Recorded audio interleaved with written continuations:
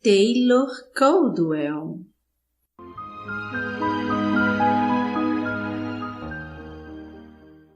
Médico de homens e de almas.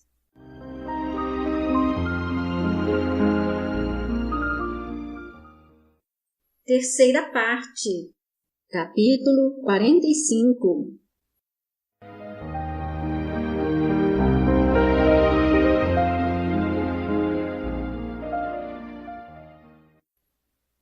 Muito depois de estarem todos dormindo, a não ser os vigilantes do vestíbulo e os guardas, Lucano escrevia seu Evangelho da Crucificação. As portas de seu quarto estavam abertas para a voz marinha do vento e para os odores aromáticos dos jardins. Às vezes, como que em meio de um sonho, o estilo na mão, levantava sua cabeça dourada para ouvir o canto selvagem e doce dos pássaros noturnos e o incessante murmúrio das fontes. Em derredor dele ardiam lâmpadas de ouro, prata e vidro, e com frequência, sem os ver, o médico fixava os olhos nos murais. Quanto, pensava ele, tinha Prisco contado e quanto tinha ele visto espiritualmente através dos olhos moribundos do irmão? Prisco não era um jovem de grande poder descritivo, entretanto, conduzira Lucano através daquelas horas de grandiosidade e terror do Gólgota, de uma forma tal que era como se o médico tivesse testemunhado tudo com seus próprios olhos. Era como se ele próprio tivesse tocado a cruz, tivesse visto nela um homem, tivesse recebido seu esplendente e misericordioso sorriso, tivesse olhado para Maria e se sentido despedaçado de dor por ela, tivesse ouvido os uivos e lamentações do povo. Qual era aquele grito que Deus lançara da cruz em hebraico e que Prisco recordava, mas não podia traduzir? Lucano parou pensativo.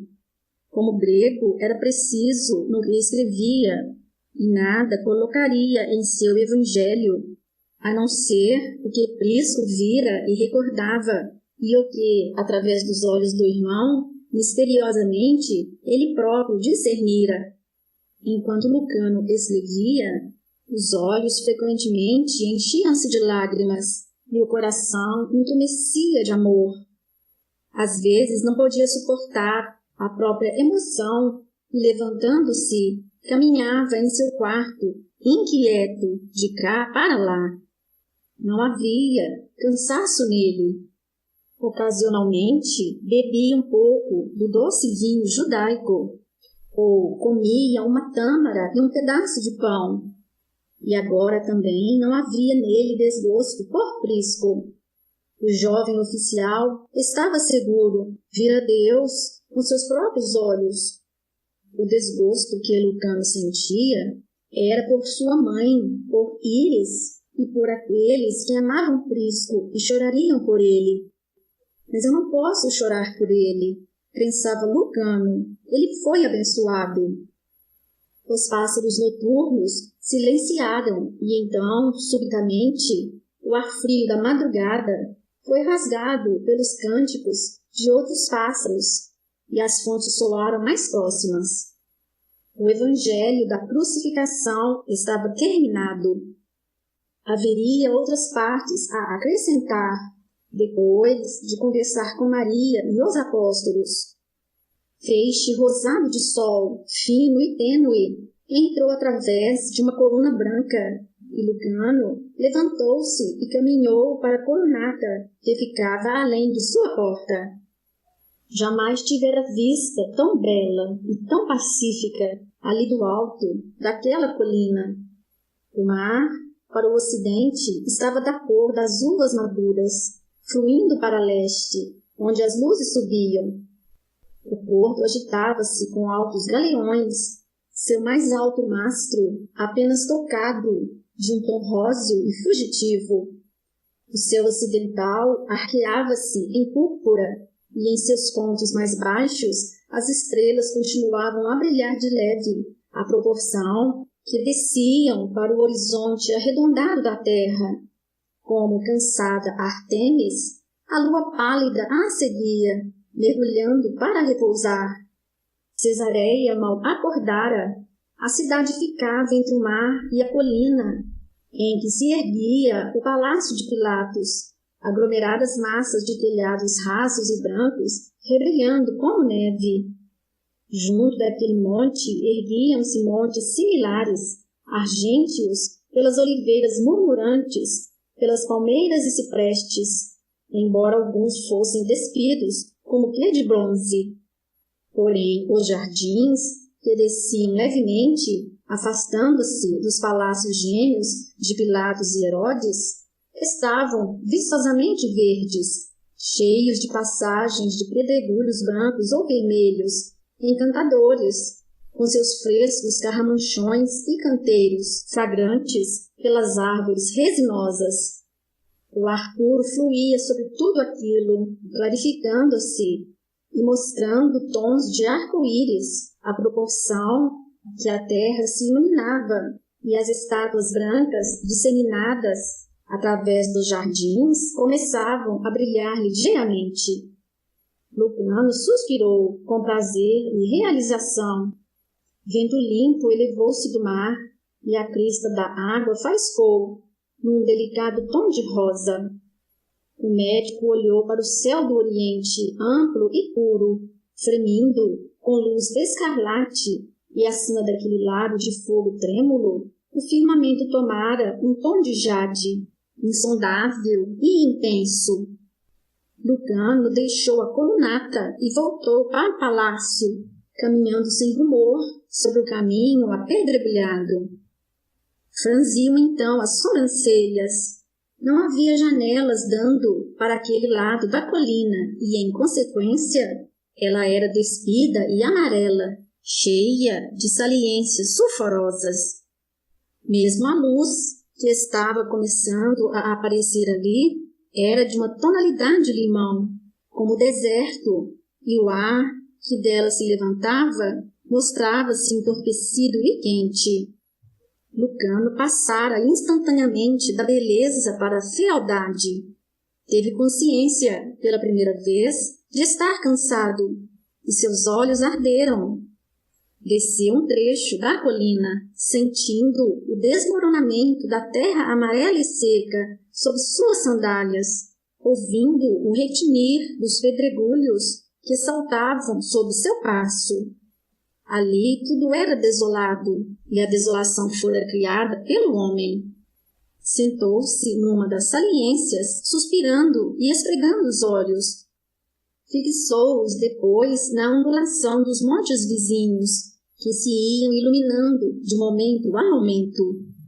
Dentro de alguns minutos, o sol saltaria sobre o monte, que ficava mais para leste, como um guerreiro em armadura de ouro. Ouviu então um ruído e um rolar de pedras, e baixando os olhos, deparou com um cão amarelo, da própria cor da terra. O cão, vendo-lhe o olhar, parou e olhou também para ele. Era um animal de tamanho médio, e cada pelo de seu bonito pelão e crespo brilhava no ar agudo e despido. Havia-lhe algo de estranho e sinuoso, algo de selvagem e tímido, muito prudente.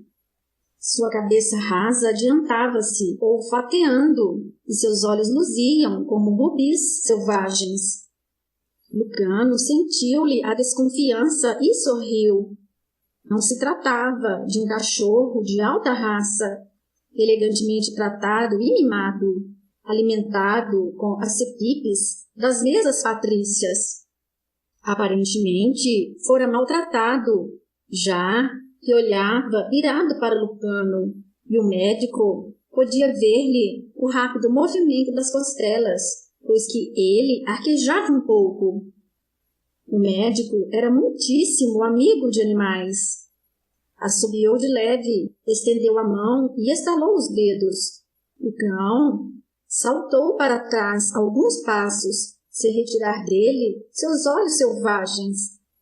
Então, de repente, ficou inteiramente imóvel, a cabeça ainda avançada, os olhos fixos nele, como que espantados.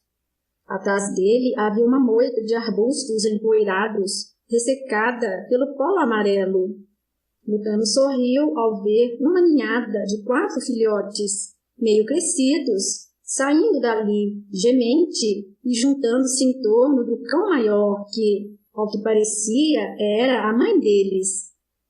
Vem, murmurou Lucano, estendendo a mão e estalando os dedos para tranquilizá-los. A cadela ergueu as orelhas e de sua garganta veio como que uma interrogação esperançosa.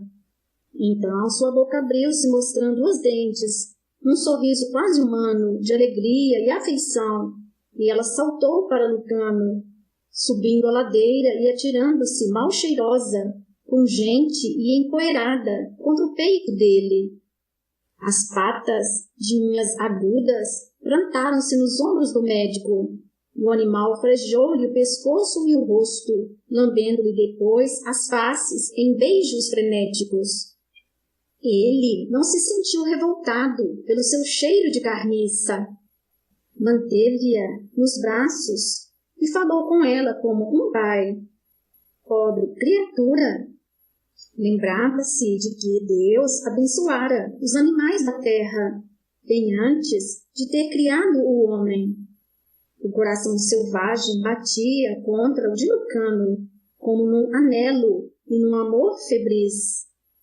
Os filhotes subiram desconfiadamente a ladeira, observavam estupefatos o que fazia sua mãe e examinaram Lucano, cheirando-lhe os tornozelos.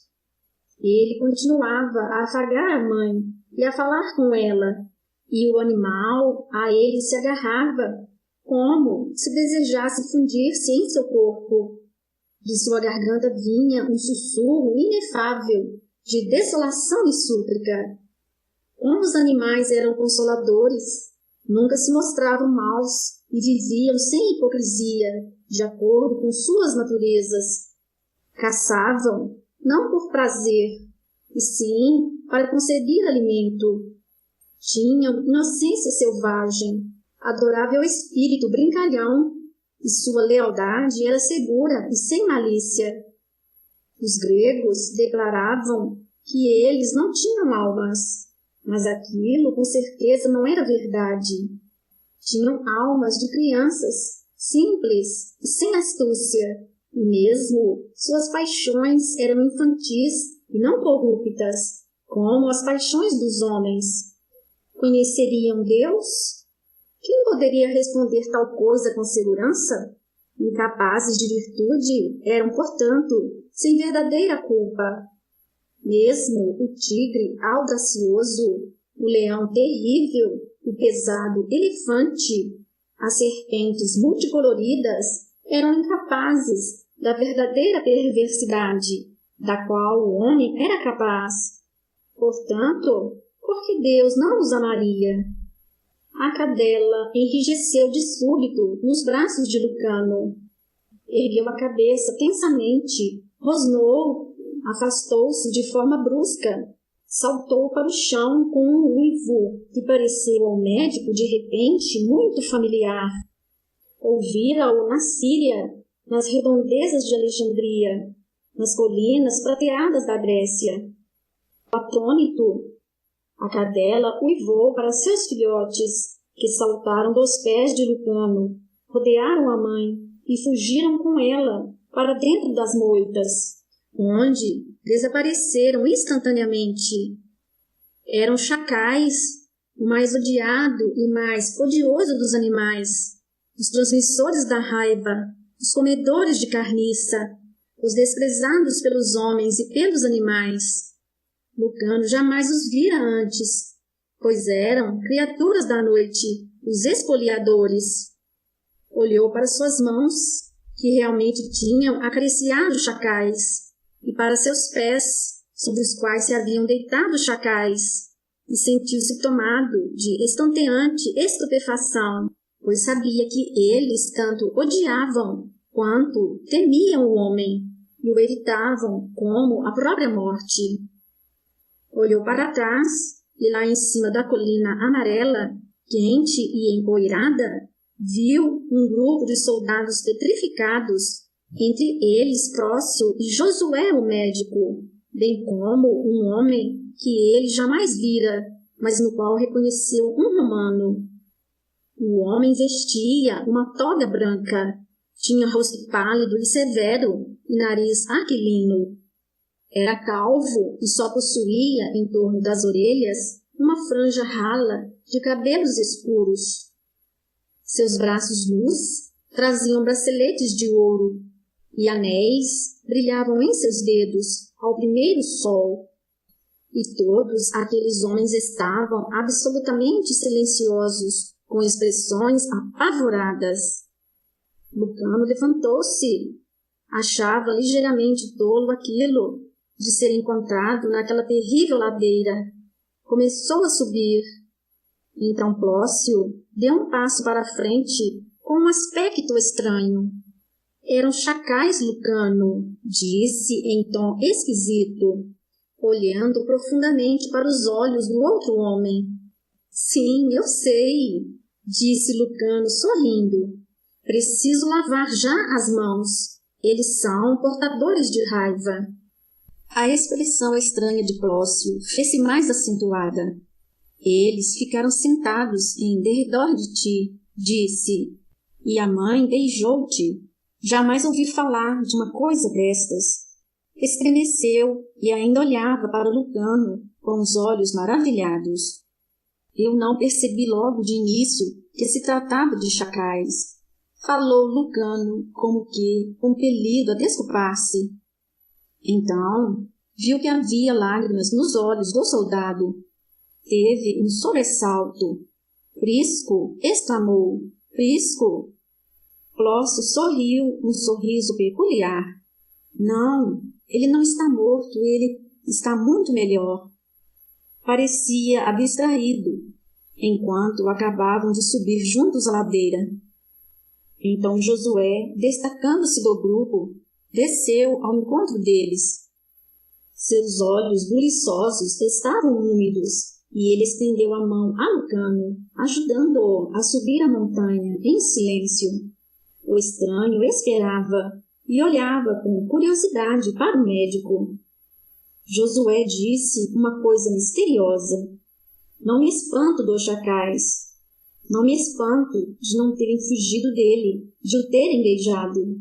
Nem eu, falou Plócio. Lucano riu.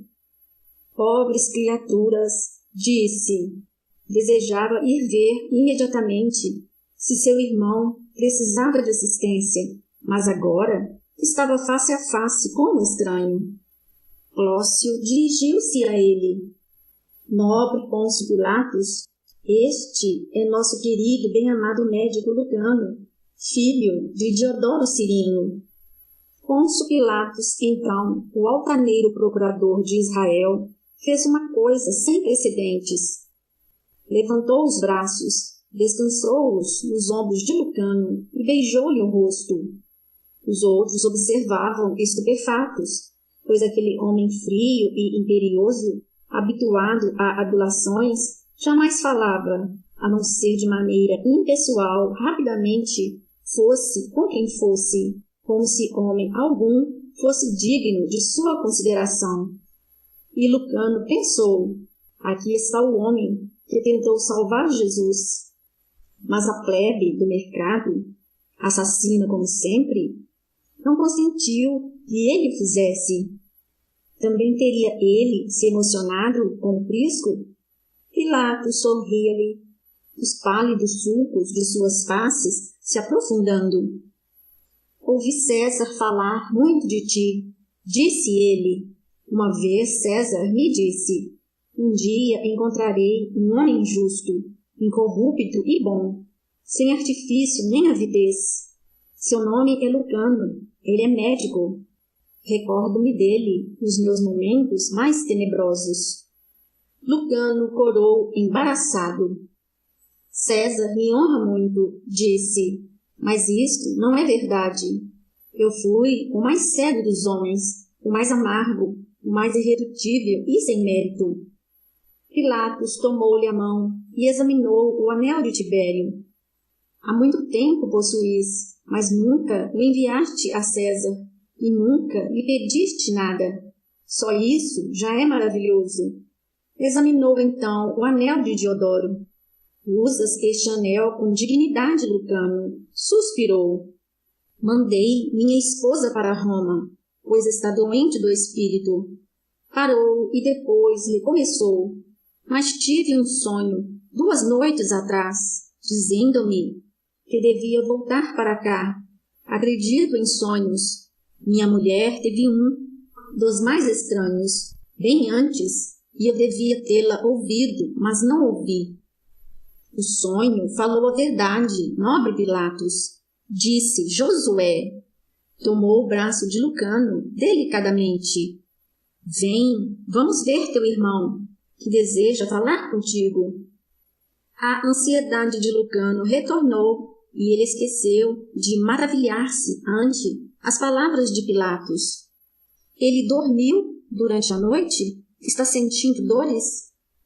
Dormiu durante a noite e não está sentindo dores, falou Josué, num tom ambíguo. Olhou longamente para os olhos de Lucano, como se ali procurasse algo. Lucano começou a andar depressa, e agora somente o médico judeu o acompanhava, o qual disse, enquanto subiam os degraus de mármore branco que levavam à casa: Nícias está junto de teu irmão, não fala e chora. Por quê? Exclamou Lucano, tomado de pressentimentos funestos. Tu verás por quê, eu te digo, teu irmão está muito melhor. Lucano começou a correr, e Josué bufava atrás dele, exclamando: Já não somos jovens, e eu não sou um atleta como tu, meu querido Lucano. Mas este corria como o vento, através dos brilhantes aposentos iluminados pelo sol, e chegou ao apartamento de Prisco. Quando um escravo abriu a porta, Lucano atirou-a para trás precipitadamente, meteu-se pela antecâmara e depois no dormitório. Correu para o leito de Prisco, esperando ver ali um cadáver, mas viu, para sua completa estupefação, que Prisco estava sentado, recostado em seus travesseiros, comendo com prazer sua primeira refeição. Ao lado dele, sentado em silêncio, estava Nícias, a cabeça baixada para o peito, como que em meditação. Bem-vindo sejas, disse Prisco, pousando uma grande taça de leite de cabra. Querido irmão Lucano, tu me ajudaste. Dormi como uma criancinha a noite passada e acordei sem dores, apenas esfaimado. Lucano fixou os olhos nele, estupidificado. O rosto magro de Prisco estava liso e colorido, com um rosado levíssimo. Seus olhos fundos irradiavam mocidade. Ele estendeu os braços. Eu poderia sair agora mesmo desta cama, pois estou bem, disse ele.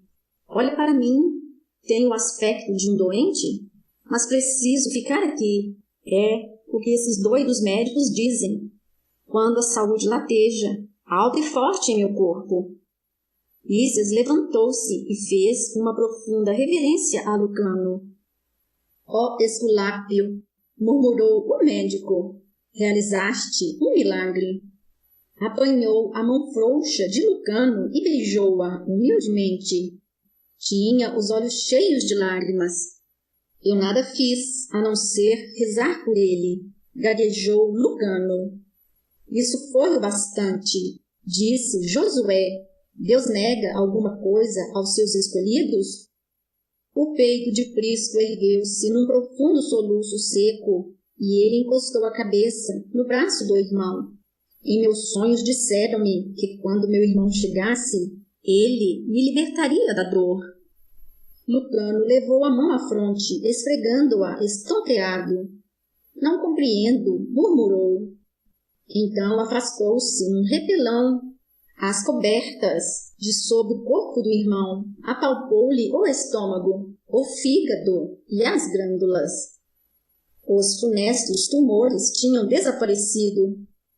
A carne estava delgada e emaciada, mas firme, e o pulso mostrava-se forte. Lucano endireitou o corpo. Não é possível, exclamou ele. Olhou para Nícias e Josué, e seus olhos imploravam. Estávamos enganados. Não, disseram eles, sorrindo-lhe. Através de ti, Deus realizou seu milagre, para que nós o testemunhássemos, disse Josué. Ele curava homens, tocando-os, ou com as suas palavras, assim como curou teu irmão a teu pedido. Bem-aventurado és tu, Lucano, pois és um dos seus, e vimos com nossos olhos, e ouvimos com nossos ouvidos, e glorificamos o seu nome. Lucano sentou-se abruptamente e ficou de olhos fixos à frente. Depois tornou a levantar-se e examinou Prisco minuciosamente. Não havia tumor algum fazendo resistência a seus dedos. O soldado levantava um cacho de uvas e comia-as com satisfação. Os olhos estavam pousados com suavidade em Lucano. Eu sabia que tu me podias ajudar, repetia ele. Conhecia minha doença e ela era mortal. Tu, porém, me curaste. Lucano sentou-se e desviou o rosto, onde as lágrimas corriam. Oh, que me tivesses escolhido a mim, que te odiava, exclamava ele consigo mesmo. Oh, que condescendestes comigo, quando eu te rejeitava, através de todos os anos de minha vida. Perdoa-me, Pai, pois eu não sabia o que fazia. Voltou o rosto para os médicos e disse: Não fui eu quem curou meu irmão, mas apenas Deus.